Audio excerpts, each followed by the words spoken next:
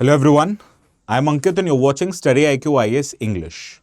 In our today's video, we'll understand the latest political development in the state of Manipur, which for a long period of time has been under ethnic strife.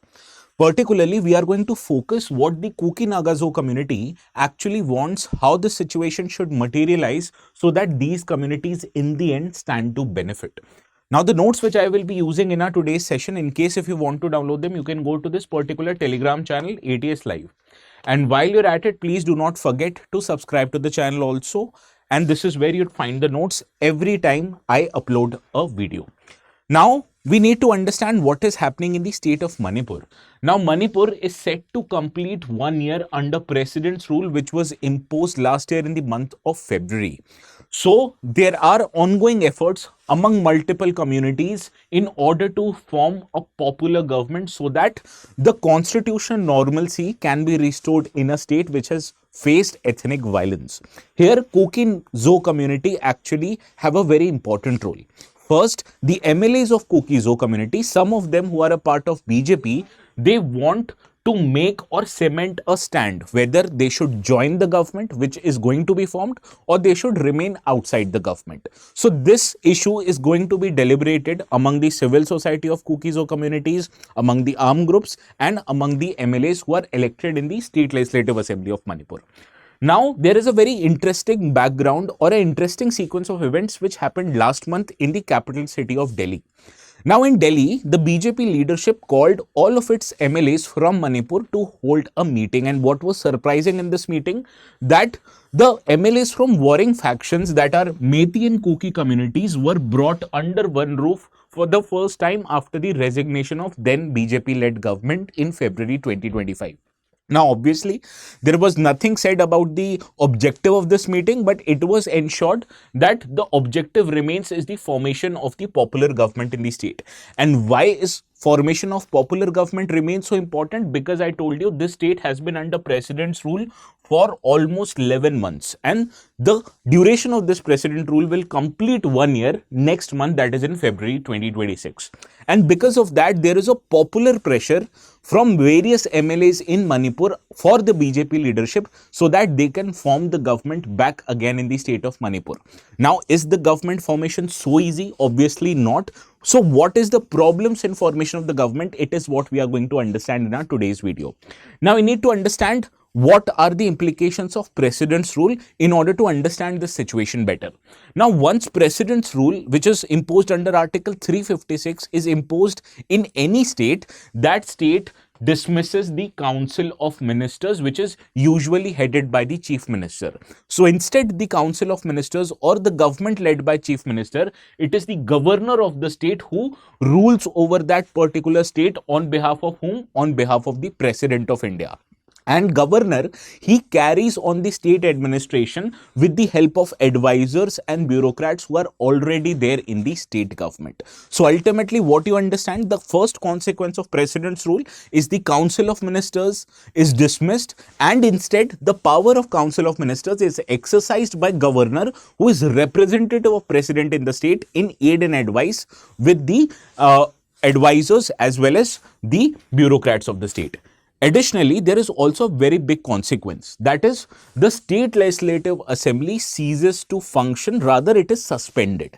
So, when it comes to passing of any laws for that particular state, that responsibility in case of president rule falls under the parliament. So, it is the Parliament of India which will be responsible for passing state legislative bills and state budget in the state of Manipur. And one important thing you'll have to realize, even after the state or that state president's rule ends, the laws passed by parliament during the president's rule will continue to remain in function, right? So this is the consequence of president's rule. Now, one important thing that you have to understand is 44th Amendment Act of the Constitution, which was brought in 1978. Now, this Constitutional Amendment Act says that if you have to continue president's rule beyond the period of 1 year, you need to fulfill one of either two conditions. First condition is that national emergency, which is imposed under Article 352, should be in operation in either one part of the country or in the entire country. And the second condition is that the Election Commission of India must certify that they can't hold general elections of the State Legislative Assembly. Then only the President's rule can continue beyond the period of 1 year. So to summarize, to continue President's rule beyond 1 year, according to 44th Amendment Act, you need one of the two conditions to be fulfilled. First is that national emergency should be in application, either in part of the country or in entire country. Second is that Election Commission of India must certify that they can't hold general elections due to the disturbance in the state. And only when either of these two conditions happen, then only you can extend President's rule beyond 1 year. And this is why many feel that this restoration of popular government in the state of Manipur is not just a political choice. Rather, it is a constitutional compulsion, because the two conditions which I told you allows for continuation of President's rule beyond 1 year is not available right now with the union government. Understood? Now let us understand what is the political situation in the state. You need to understand the earlier chief minister who hailed from Methi community, Biren Singh. He resigned as the Chief Minister of Manipur in February 2025, and the reason for his resignation was that he was unable to control the ethnic dispute or ethnic violence that is happening in the state, primarily between two communities. One is Methi, another one is Kuki, right? And even after the end of the popular government, even despite continuation of President's rule, this violence continues to exist till date. Now you need to understand, when CM Biren Singh resigned from office, the state assembly, which usually consists of 60 members, it was not dissolved. Rather, it was kept in suspended animation. And this existing assembly, its tenure will end in March 2027, that is next year. So that is why restoration of this suspended state legislative assembly is applicable if the popular government is restored, which has been suspended because President's rule right now is in application in Manipur. And this is where what BJP leaders thinks becomes very important. Now for BJP, who has a numerical majority in the State Legislative Assembly of Manipur, because they have 37 MLAs out of 60, wants to restore the popular government, because reconstituting the government without election would help BJP to project stability in the state. It would help BJP signal that the ethnic unity, which is not present in the state of Manipur right now, is been able to achieve. And similarly, they will be able to revive the governance of the state under the constitutional design, that is under the Council of Ministers, which is headed by the Chief Minister of the state. So for BJP, ending the prolonged President's rule is very essential, so that they are able to avoid the political cost which happens due to extended period of President's rule, and this might damage BJP if the President's rule is allowed to continue. So as against political compulsion, there is also a constitutional compulsion, but there is also political benefits for BJP if they are able to restore the popular government. Now, on one hand, I have told you what is popular or political arithmetic, which favors restoration of the popular government. Why? Because BJP has numerical majority. But do you think this political arithmetic translates into political unity or political reality? The answer is no.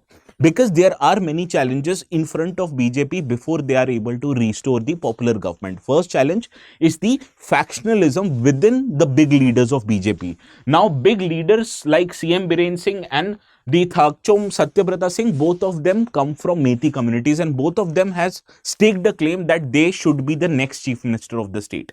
Additionally, there is also communal polarization in the state. On one hand, the Methi population, they want the territorial integrity of Manipur to be preserved, and they want as immediate restoration of a popular government as possible, so that the normalcy can return into the state. And as you can understand, Methis are more dominant political community in Manipur, so they want restoration of popular government, which would witness more representation from them, right? On the other hand, the Kuki-Zo population, they prioritize their own security and political separation, and therefore they are not willing to be symbolically included in a political Manipur government, because the situations which warranted their separation have not erased. So this is why there is a different set of demands from rival communities. Metis want restoration of political government, Kukis don't want it. They prioritize their own security and political separation rather than becoming a symbolic included in a popular government. Now let us understand primarily what the Kuki-Zo communities actually want. If you read what the Kuki-Zo civil societies have highlighted, they have highlighted that they reject participation in Manipur's government. Why? Because they are insisting on a separate administration or a union territory status that should be given to them. As I told you, Kuki-Zo communities are afraid of their security, and if they want security, they are demanding from the union government that a state or a union territory should be created within Manipur that should be controlled by Kuki-Zo community. So this is their primary political demand. Rather, they do not want prima facie to be the part of the government. On the other hand, there are many Kuki-Zo armed groups who are a part of suspension of operations, right? Now, these Kuki-Zo armed groups, they are having political alignment. They want to become a part of the government only on the condition that their political demands aren't diluted. What are the political demands of Kuki-Zo community? A separate union territory or a separate administration. So Kuki-Zo armed groups are of the opinion that even if we join the government, we won't dilute our stand, we won't dilute our demand, and we should be able to retain veto on whosoever MLA wants to become the minister. Only those MLAs who are cognizant of their demand should be included in the government. So this is what the Kuki-Zo armed groups want. Now, the Kuki-Zo MLAs, primarily from BJP, are in a state of dilemma. These MLAs, first of all, they want to regain their political relevance. They want to adhere to what the party leadership is. And on the other hand, their dilemma has become large because they want to avoid the loss of legitimacy from their own community. If they go against their community and become the part of the government, they might have political stability, but they would lose out on the popular support that they get from their own people, right? So this is where the Kuki-Zo MLAs, primarily from BJP, are in this sleeper channel. Now, it should also mean that we should understand what other communities want. First, let us understand what Methi MLAs want. As I told you, Methi groups want the state of Manipur to remain as it is. It shouldn't be divided into separate administrations or a union territory. So that is why Methi MLAs, they want immediate restoration of an elected government so that they are able to overcome governance paralysis that is a result of the president's rule, and they want to reassert their authority because eventually the Metis communities are the most dominant political group in the state of Manipur. On the other hand, the Naga MLAs actually want the restoration of the popular government by supporting the ending of president's rule. Where they wanting it? Because they want stability in the state. But on the other hand, they are also looking to safeguard their autonomy by getting their areas included in the scheduled 6th of the constitution, right? So this is their political interest. They want to restore the popular government, but on the condition that their areas get certain kind of autonomies as per the schedule 6 of the constitution. So what do we understand from our today's discussion? That the political reality of the state, that government or the restoration of a popular government is constitutionally possible, and it might also happen.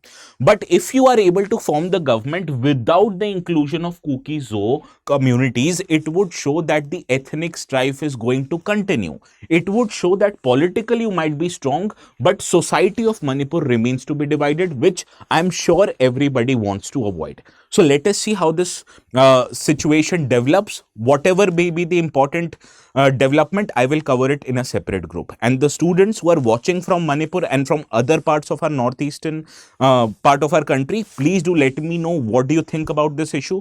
Do you think restoration of a popular government is a better way rather than comparison to the president's rule, which continues even today in the state of Manipur? Do let me know what you feel.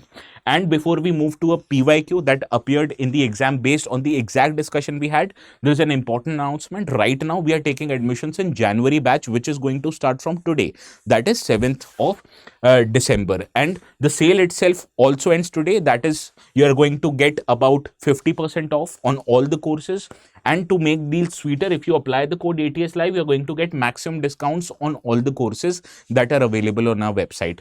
Please pay attention. The resolution batch are P2I foundation batches, and they are available separately for students who are looking to give exams in 2027 as well as in 2028. So decide accordingly and join as soon as possible to get best interest and to not lose out on important classes that are going to start from today. And before we end, this is the question I wanted you to solve. See, this appeared in the UPSC exam 2017. Which one of the following are not necessarily the consequences of the precedence rule in the state? Please do let me know the correct answers in the comment section. And the ones who want to download the notes, you can go to this particular Telegram channel and download them. And also, please do not forget to subscribe to the channel. So this is all from my side for today. Please have a very good day and also a very good night.